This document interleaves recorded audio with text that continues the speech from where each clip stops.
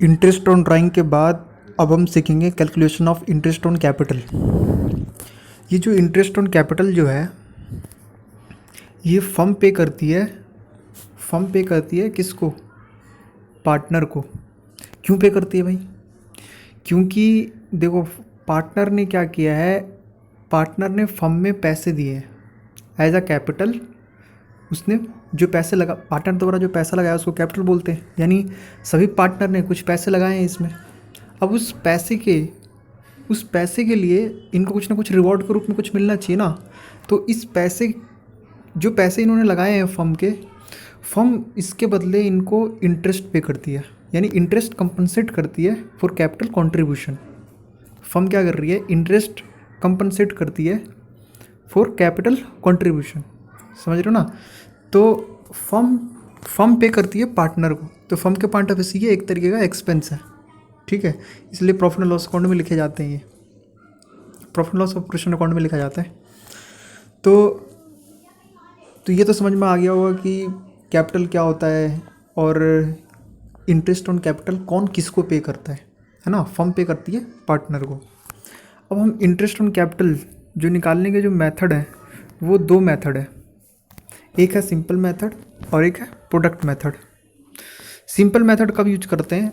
Simple method कब use करते हैं? जब कैपिटल में कोई भी चेंजेस नहीं हो रहा होगा।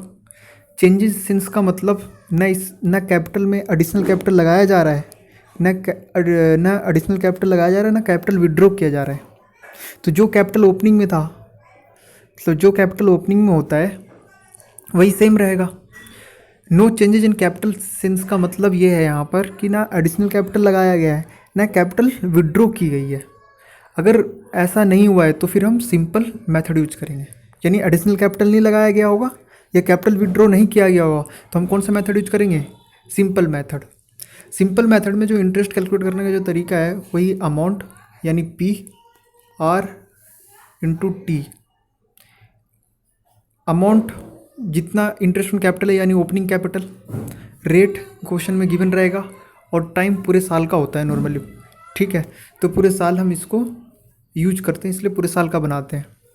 तो इंटरेस्ट ऑन कैपिटल निकालने का जो फॉर्मूला है, सिंपल मेथड तो बहुत आसान है, सिंपल तरीके से उसको फाइंड कर देना है।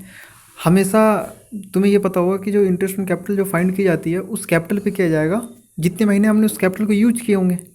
अब नॉर्मली ओपनिंग कैपिटल हमें फाइंड करना पड़ता है ना। पूरे साल को हमने उसी पैसे को यूज किया होगा पूरे साल।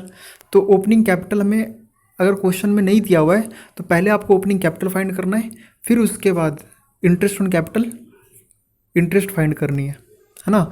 तो ओपनिंग कैपिटल फाइंड करने के जो मेथड जो बताया मैंने, मान लो क्लोजिंग कैपिटल दिया हुआ है तो हम अपोजिट करते हैं। मतलब ड्राइंग, जैसे पहले हम ड्राइंग में माइनस करते थे ड्राइंग को। मान लो हमारे पास ओपनिंग कैपिटल है और क्लोजिंग कैपिटल पे जाना है तो जिन चीज़ों से कैपिटल बढ़ता है उनको ऐड करते थे और जिनसे कैपिटल कम होता था उसको माइनस करते थे। जैसे अगर ओपनिंग कैपिटल में मैं किन किन चीज़ों को ऐड करूँगा क्लोजिंग कैपिटल पे पहुँच जाऊँगा।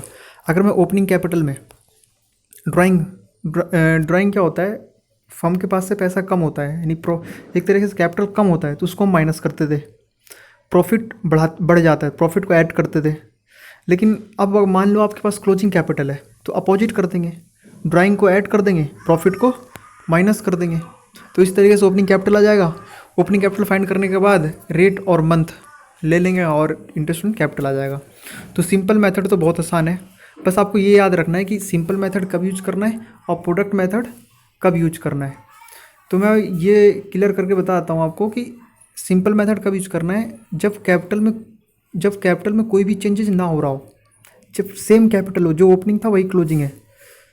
सेंस जब कैपिटल में ना विड्रॉ किया जा रहा है, capital withdraw cash from capital नहीं की गई है, नहीं एडिशनल कैपिटल पार्टनर द्वारा लगाया गया है, तो फिर हम सिंपल मेथड यूज करेंगे।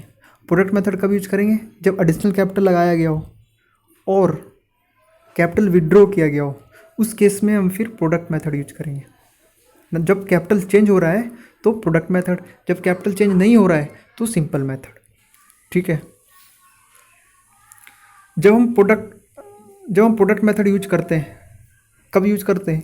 जब कैपिटल चेंज हो रहा है यानी उसमें कुछ एडिशनल कैपिटल लगाया गया है, है ना, बीच ड्यूरिंग द ईयर पार्टनर ने और कैपिटल लगा दिया या ड्यूरिंग द ईयर कैपिटल निकाल लिया, तो उससे कैपिटल चेंज हो रहा है। तो जब चेंज हो रहा होगा तो हम कौन से मेथड से इंटरेस्ट निकालेंगे? प्रोडक्ट मेथड से। प्रोडक्ट मेथड में इंटरेस्ट कैसे निकलेगा? पहले आप प्रोडक्ट अमाउंट फाइंड करोगे, रेट डिवाइड बाई 12 या 1/12। फिर से सुन लो, प्रोडक्ट अमाउंट इंटू में रेट इंटू में 1/12। प्रोडक्ट अमाउंट कैसे निकलेगा? प्रोडक्ट अमाउंट एक ये एग्जाम्पल से ज़्यादा अच्छे से समझ में आएगा कि सपोज मान लो ओपनिंग में 1/4/2019 को जो कैपिटल है हमारी वो 5 लाख है, ठीक है।